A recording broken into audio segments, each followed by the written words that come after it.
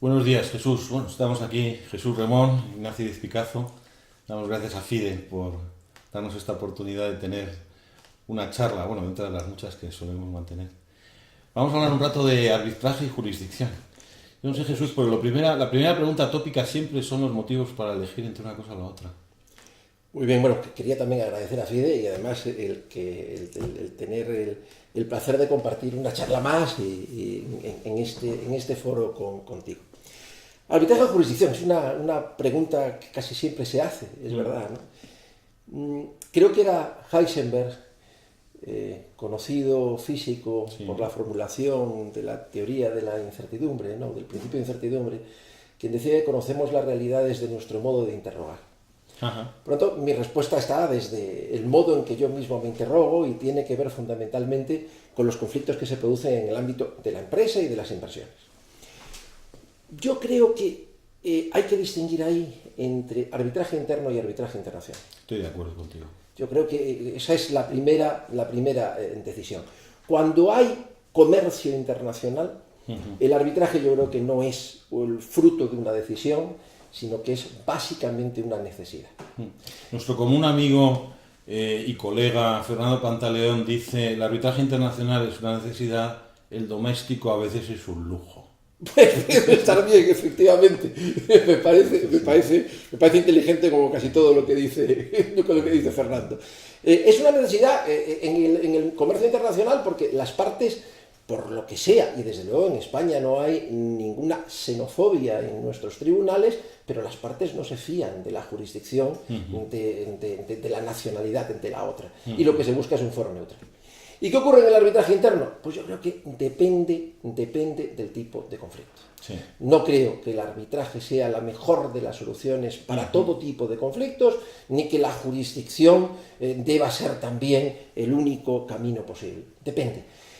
Probablemente en la evolución de las cosas, la jurisdicción esté reforzando mucho el servicio público a la ciudadanía y por tanto en los conflictos entre ciudadanos, entre individuos o entre individuos con los poderes públicos es claramente insustituible. En el mundo de los negocios más complejos y en los conflictos intersectoriales me da a mí la impresión que se genera una propia racionalidad y que la previsibilidad o certidumbre, que es lo que quiere cualquier operador económico cuando va a un foro a resolver un conflicto, se puede encontrar más en un decisor especializado. ¿Estarías de acuerdo con la idea de que probablemente son los grados de complejidad? Los grados de complejidad... Más que las cuantías. Sí. A veces los elementos de confidencialidad, pero tampoco se dan tanto. Tampoco se dan tanto. Y no siempre la confidencialidad es sacrosanta en arbitraje, porque en determinados procedimientos arbitrales, por la importancia que pueden tener, tienen que dar lugar a lo mejor a un hecho relevante. Tampoco una previsión de costes acaba siendo esencial, porque además es indefinible a priori. Es indefinible a priori. Yo creo que sería la complejidad y la búsqueda de un decisor especializado, que conozca la racionalidad interna y específica o singular que se produce en los conflictos en un determinado sector. O incluso que le pueda dedicar tiempo. Porque nuestra experiencia, por ejemplo, en los temas con periciales complejas es que, aun teniendo jueces estupendos algunas veces, lo que no tienen es tiempo que dedicarle al análisis de las cuestiones. Es verdad. Aunque creo que sacas un tema de interés, ¿no? Creo que en ocasiones los procedimientos arbitrales se complican y alargan de forma innecesaria. Y alguna vez he pensado que habría que reforzar los poderes de los árbitros más allá de las propias decisiones de las partes para poder encauzar el procedimiento y hacer trajes a medida y no trajes estandarizados para todo tipo de procedimientos, trajes estandarizados que normalmente llevan a muchos días de audiencia, a muchas rondas de alegaciones. Me parece que el adaptar el procedimiento y su duración y su complejidad a la realidad de la disputa sería algo en lo que se puede todavía crecer en arbitraje. No sé qué te parece. La necesidad de celeridad también, en ciertos casos, debería ser un impulso para negociar cláusulas de arbitraje no doméstico. Yo creo que sí, y sin duda, además ha sido una característica muy peculiar y muy singular del arbitraje en España. Nuestros 6 meses, ahora con la posibilidad de prórroga eventual de 2 más, si los árbitros lo motivan, ha sido un elemento singular y diferenciador del procedimiento arbitral en España, y sí, creo que es cierto, porque incluso aunque se trate de un arbitraje internacional, en donde oye, la duración media de los procedimientos arbitrales en la CCI creo que está como en 1 año y medio, sí. Pero es verdad que posteriormente ese laudo lo vas a ejecutar y lo vas a ejecutar en cualquier lado. No va a haber recursos que alargan mucho la solución definitiva. O sea que podríamos resumir probablemente intentando, digamos, el mensaje sería, en negocios internacionales, en fin, como regla, pacte usted un convenio arbitral, sin ningún género de dudas. En cuestiones meramente internas o domésticas, bueno, hay un depende en donde estos elementos que acabamos de decir, probablemente la complejidad técnica, en algunos casos la confidencialidad, la celeridad pueden ser factores, pero difícilmente definibles a priori, con lo cual en el momento de... Yo estoy de acuerdo con ese resumen, sería en lo que yo me quedaré. Me gustaría que charláramos unos minutos sobre el tema, digamos, abundando en esto, ¿no? Pero claro, una cosa que nos pasa a los litigadores es que naturalmente no intervenimos en las fases de negociación de los contratos, aunque deberían consultarnos más. Esa es. Malgré nous, ¿no? Sí, sí. Hombre, podríamos cínicamente decir que probablemente vivimos de ello, ¿no? Porque de contratos en algún momento con algún defecto. Pero, digamos, yo tengo algunas impresiones de las dificultades que entraña el hacer transmitir a nuestros colegas que se dedican básicamente al mercantil y por tanto que se dedican a las operaciones financieras, de money, etcétera, etcétera, la importancia de ese momento. Sin duda, totalmente de acuerdo, ¿no? Yo creo que es una cláusula de estilo el decir que la cláusula de sumisión a jueces o tribunales, y en su caso el convenio arbitral, es la cláusula del último minuto de la medianoche, lo que al final se negocia en el contrato, o a veces ni tan siquiera se negocia.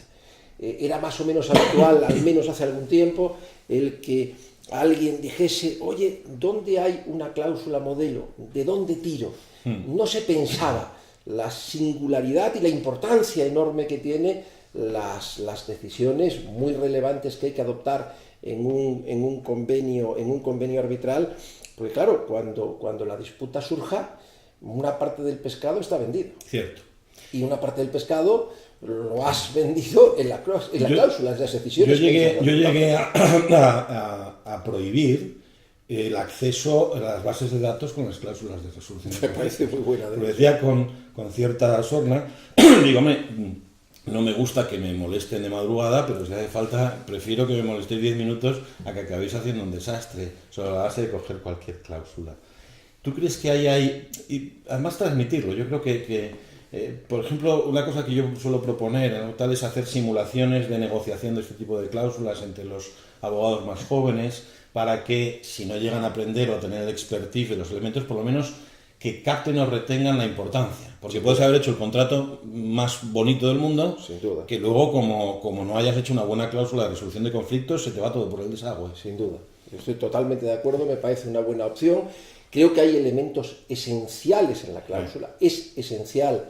¿Podríamos hablar un poco de eso? Sí, yo creo que la delimitación de la ley aplicable al contrato y al procedimiento. Sí. La elección de un arbitraje institucional. ¿Qué tipo de arbitraje institucional y a qué reglamento te vas a someter? La lengua.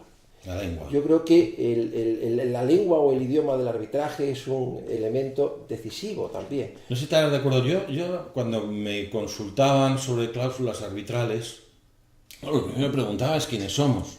Claro, o sea, una pregunta como muy tonta, es decir, oye, ¿compramos o vendemos? Sin duda, sin duda. Naturalmente las probabilidades de ser demandante, ¿no?, son infinitamente mayores en un comprador que en un vendedor. Por definición es verdad que en el tipo de negocio, a lo mejor en contratos de obra, de ingeniería, la probabilidad de reclamaciones cruzadas aumenta y por lo tanto la posición no sea tan relevante, pero esa probablemente se da, porque hay muchas veces que la cuestión es la mejor cláusula de resolución de conflictos para nuestra posición es ninguna. Sin duda. Yo creo que esa es la primera pregunta. Sin duda.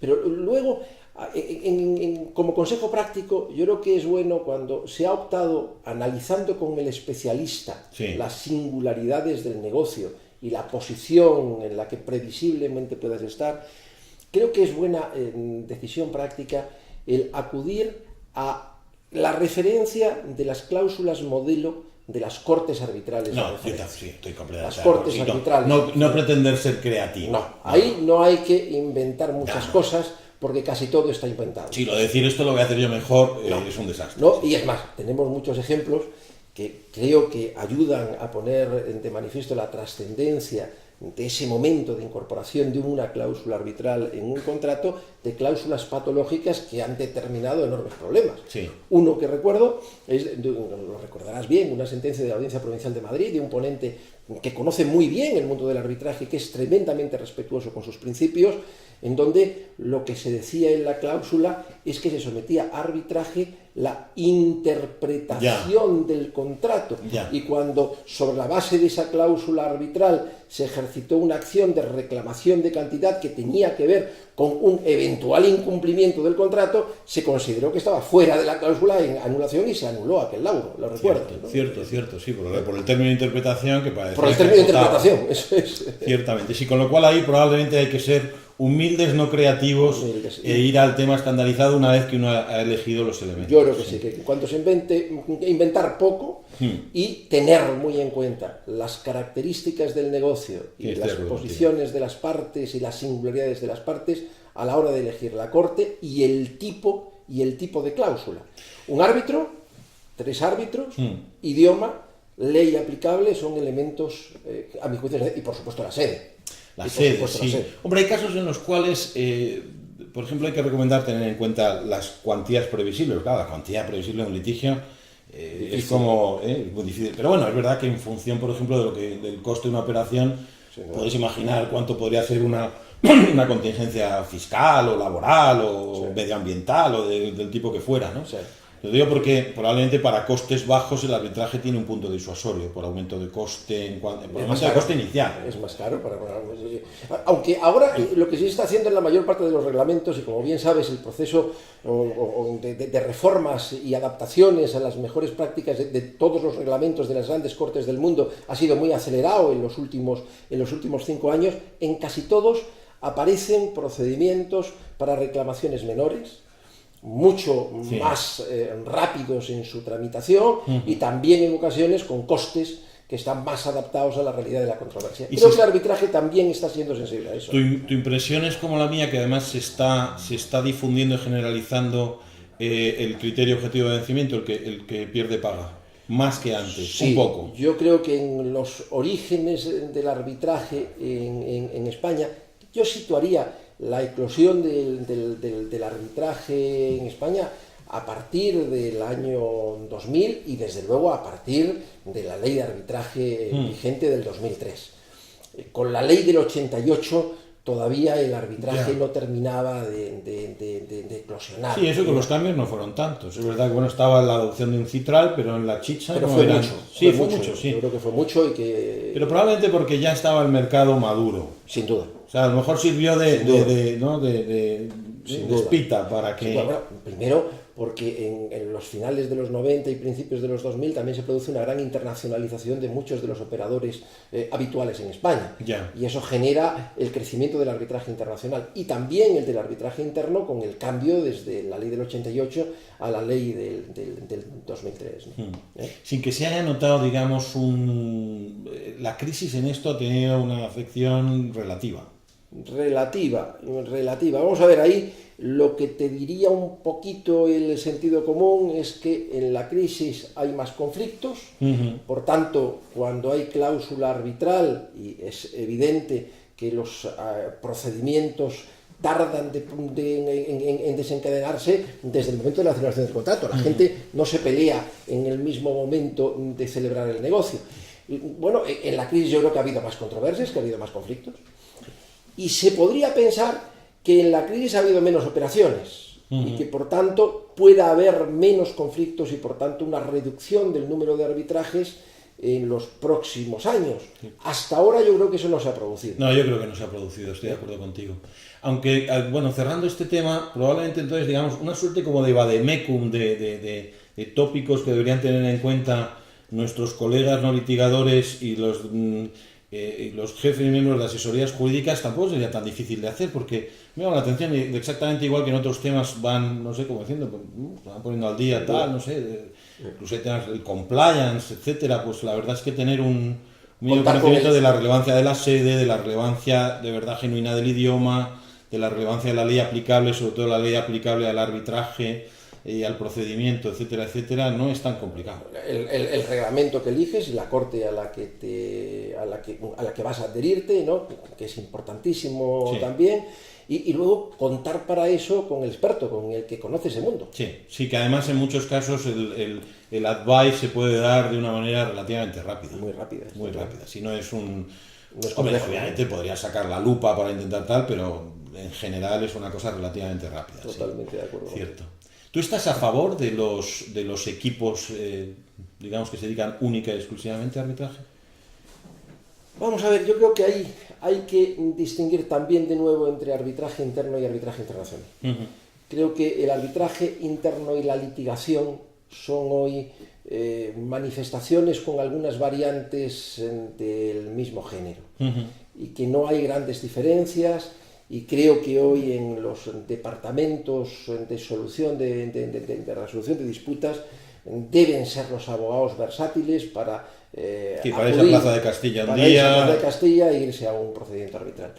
Es más difícil en el arbitraje internacional porque cuando hay una cartera recurrente y una carga de trabajo intensa, el arbitraje internacional sabemos que es tremendamente exigente. Sí, lo es. Es exigente porque tienes que hacer mucho trabajo con mayor presión de tiempo y además porque, como comentábamos antes, las vistas se alargan con cierta frecuencia mucho tiempo. Muchos días. Eso te exige mucho viaje, te exige también estar presentes en muchos congresos, en muchos encuentros internacionales que son relevantes en el mundo del arbitraje internacional y es por tanto más difícil compatibilizar las agendas. Por lo tanto, yo diría que puede haber una dificultad física, una dificultad material. En el terreno conceptual no tengo ningún inconveniente en que haya departamentos mixtos. Yo tengo a veces la impresión, no sé si estarías de acuerdo, en que depende básicamente, digamos, un primer elemento sería tamaño de la firma. Sí, claro. Lógicamente, es decir, esto es algo que tiene sentido que... ¿Cuánta gente tienes? Que lo preguntéis, por ejemplo, desde luego en Uría, o en... Hombre, a lo mejor en despachos de menor tamaño que Uría, pero digamos con red internacional o despachos internacionales, y luego naturalmente del volumen de asuntos. Sí, claro, las dos cosas. Yo creo que son las dos variables, ¿no? Es decir, cuando tienes una cartera importante, como decíamos antes, de arbitrajes internacionales, tienes que dedicar personas en exclusiva al arbitraje internacional. Lo digo porque en mi impresión durante algunos años es que además el tipo de formación, el expertise, la carrera de las personas que se pueden dedicar al arbitraje internacional es distinto del de los jóvenes que reclutamos para ser a la vez litigadores y arbitraje doméstico, que no son exactamente los mismos. No sé si estás de acuerdo. Puede ser, pero yo no creo siempre, que al final es cierto. Y ahora nos encontramos con muchos currículums muy volcados en el arbitraje internacional, muy internacionalizados y con mucho máster. Me parece estupendo y es sin duda alguna un valor. Pero yo creo que eso de conocer el derecho, de haber estudiado bien el derecho civil, tiene un valor insustituible, ¿no? Yo somos unos clásicos en eso. Y me parece que eso sigue siendo importante. No, pero al margen de eso, lo que quiero decir es cuando te encuentras con gente que tiene eso. A mí me ha pasado alguna vez últimamente, de gente que estaba planificando la idea consistente al salir de la universidad, digamos, en seguir su formación en la idea de conseguir ser fichado por departamentos de arbitraje internacional. Yo les he dicho, Dios, es una apuesta muy arriesgada. Muy arriesgada, estoy de acuerdo contigo. Es una apuesta muy arriesgada. Bueno, es algo que estés dispuesto a vivir expatriado toda tu vida, irte a vivir, no sé, lo mismo a Londres que a Houston, que a Singapur. Sí, aunque es verdad que creo que ahí nosotros también somos algo clásicos. Es posible. Que hoy en el mundo han desaparecido muy claramente las fronteras y que las nuevas generaciones, la idea de fronteras que, como alguien decía, son las heridas de la historia, ¿no? Sí, las cicatrices de la historia, cicatrices. pues me parece que esa idea de fronteras ha desaparecido. Sí, es verdad que tiene otra mentalidad, bueno, lógicamente, es uno de los grandes avances, yo creo, ¿no? Cuando nos comparamos con los veinteañeros, efectivamente ves las diferencias que tienen. No, lo digo porque yo creo que puede ser una de las grandes tendencias del futuro el hecho de que tal cosa exista, ¿no? Que vayan, estoy de acuerdo. También depende probablemente como uno dice, en qué liga quiere uno jugar, claro. Sí. Porque claro, si uno quiere jugar, es que si hacemos el símil del fútbol, es decir, bueno, ¿usted qué quiere ser? Sí. Me basta con ser equipo de segunda, de los que asciende, desciende, equipo claramente de primera o de Champions League. Pero yo creo que en todas las ligas hay asuntos muy relevantes y tampoco estaría en el desprecio de ninguna liga. Yo creo que en la jurisdicción y en la litigación interna hay asuntos muy relevantes, tremendamente importantes para nuestros clientes y de enorme también interés para el abogado que se dedica a ellos, lo mismo que lo hay en el arbitraje interno o en el arbitraje internacional. Es decir, que no establecería tan claramente ligas en función del tipo de procedimiento al que te dedicas. Eso es verdad. También en arbitraje internacional hay disputas de menor interés. Lo que pasa es que ha habido una cláusula arbitral y las partes están sujetas a resolverlo en un procedimiento arbitral. Bueno, lo cierto es que además muchas veces la cuantía de los asuntos nada dice sobre su complejidad fáctica y jurídica. En absoluto. Claro, ni la importancia que tiene para la empresa que está en esa disputa. Y evidentemente creo que a veces en el mundo del arbitraje se ha perdido la idea o la visión esencial de que el protagonista no es el mundo del arbitraje, no es ni tan siquiera eso que se da la comunidad arbitral, sino que son las partes. Básicamente, esto no está hecho para nosotros. No, eso está hecho para las partes. Somos los proveedores de un servicio. Somos los proveedores de un servicio y el arbitraje será eficaz en la medida en que se adapte a las exigencias y necesidades de quienes necesitan el servicio.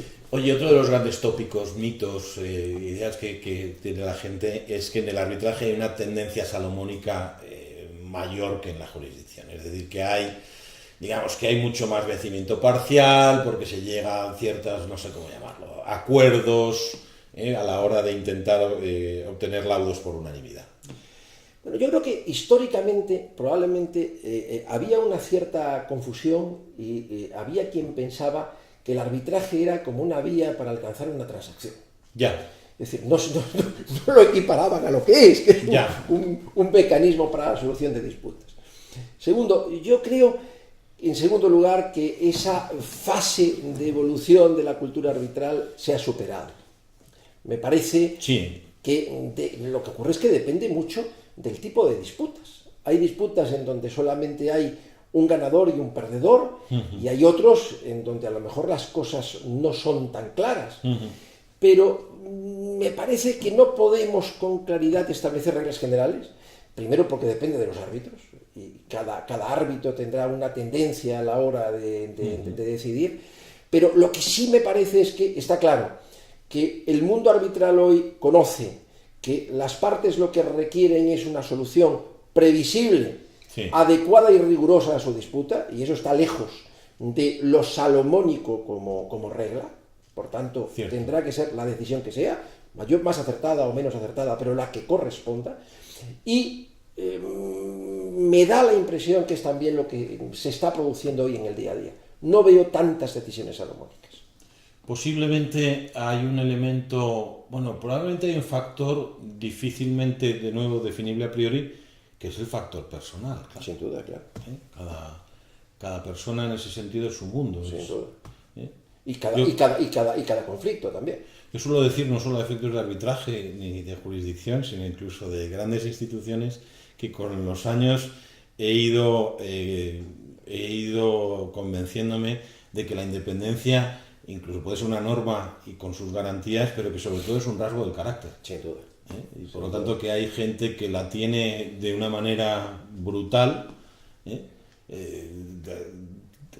hasta puntos que sorprenderían a mucha gente, y otra gente que se deja influir por cualquier cosa, y por lo tanto que tiene que ver de cómo te has forjado el carácter con independencia de cuáles puedan ser tus intereses en conflicto, si es que si es que los hubiera. Está en el ADN, y tocas algo que es esencial para la confianza de los operadores en el arbitraje, que es la independencia e imparcialidad de los árbitros. Hombre, habría que decir o habría que trasladar es decir, lo de, bueno, justos y pecadores, sí, claro. Lo único que pasa es que una sola mala experiencia de un operador, por ejemplo, de una empresa, de una asesoría jurídica en ese terreno, hace muchísimo daño. Mucho daño, sin duda. Y echa por tierra. Muchos años de buen hacer y de buenas experiencias en cualquier mecanismo de solución de disputas se vienen abajo como consecuencia de una sola mala experiencia. Ya, se ven emborronados. Eso es. Pero creo que ahí se ha avanzado también enormemente, se seguirá avanzando.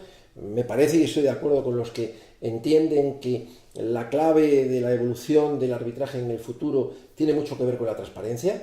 Estoy completamente de acuerdo, sí. Es palabra clave. Sí. Es palabra clave, ¿no? Sí. Se están produciendo decisiones en esa línea, sí. Hay cortes arbitrales importantes que están empezando pues a comunicar, como en la CCI ya, algunas de las decisiones sobre recusación de árbitros, que hasta ahora no eran públicas, ahora se están publicando los árbitros que son designados por las instituciones arbitrales, claro. Y creo que eso es importante que se conozca. Sí, número de designaciones, frecuencia de designaciones, sin duda. El control o el monitoreo también de los tiempos disponibles y dedicables a un determinado asunto en función de cuál es su carga y su agenda. Sin duda. Sí, yo creo que en todo ese terreno se está avanzando mucho y sofisticando. Mucho. Totalmente de acuerdo. Otro de los grandes temas es, digamos, la necesidad de que haya los llamados árbitros, entre comillas, independientes, que es una contradicción en los términos, porque independientes tenemos que ser todos. En el sentido de que los que se dedican únicamente, o si no casi exclusivamente, a la función arbitral. ¿Qué opinión tienes tú al respecto de esto? Yo creo que valen los dos modelos. Que no es mejor uno que otro. Yo creo que no, que depende de cada cual, como siempre, sí. Y que cada uno se va labrando su reputación y su prestigio con el buen hacer en los distintos casos que se le presentan. Por tanto, no creo que haya una sola forma de estar en el mundo arbitral, sino que cabe el que se dedica solo a ser árbitro como el que viene combinando la función de abogado con la función de árbitro. Creo que los dos modelos valen. Sí, porque además quizás habría que decir, desde un punto de vista positivo, obviamente la persona, digamos, genuinamente independiente, por así decir, recia de carácter, da igual que esté en una gran firma dedicada solo al mundo arbitral, y probablemente hay que saber, desde un punto de vista, si quieres, negativo, tantos riesgos tiene una cosa como otra. Sin duda. Porque en una puedes estar plagado de conflictos patentes o latentes, está claro. Pero en otro lado, por así decir, tu negocio y tus lentejas dependen en exclusiva de la consecución de designaciones, ergo también eso plantea algún tipo de problema, ¿no? Sin duda, en las grandes firmas lo que hay son muchos conflictos. Creo que también se ha avanzado mucho en el contenido de los deberes de revelación de los árbitros. Cierto. Es decir, que más allá de las causas estrictas de afectación a la independencia o la imparcialidad que deben conducir a no aceptar una designación, hay un principio también de transparencia con las partes y un deber de cada árbitro de hacer su debida diligencia para saber qué es lo que tiene que revelar, todo aquello que pueda generar dudas sobre su independencia o imparcialidad, como dice nuestra ley de arbitraje y la ley modelo uncitral, y que también hay algo de due diligence que debe hacer no solo el árbitro, sino los abogados de las partes. ¿Tú te sientes más cómodo en vista con toga o sin toga? Quiero decir, ¿con toga en un juzgado o sin toga ante Yo no veo grandes diferencias entre una y otra, la verdad es que... Yo a veces noto más rigidez en un juzgado, ¿no? Pero por lo demás es verdad que me gustan las dos cosas. Las dos cosas. ¿No? Lo que sabes es que en el arbitraje vas a tener todo el tiempo que necesites. Y en el procedimiento judicial tienes que ser más atento a los tiempos del juzgado, ¿no? Mucho más, sí. Eso está claro. Mucho más. Y yo creo que para terminar, desde el punto de vista prospectivo, yo creo que podemos ser optimistas. Yo creo que sí, sin duda alguna. Sin duda alguna. Creo que cualquier tiempo pasado fue siempre peor. Yo también soy de los que me carga mucho que nos digan o que pensemos, sobre todo ya cuando vamos ya peinando canas, que nos dediquemos a decir que el tiempo pasado fue mejor. Y además es que desde una mirada no es global, no es cierto, vamos avanzando y también vamos a avanzar en esto, estoy seguro. Estupendo, Jesús. Pues un Fenomenal. gustazo charlar contigo. Igualmente, don Ignacio.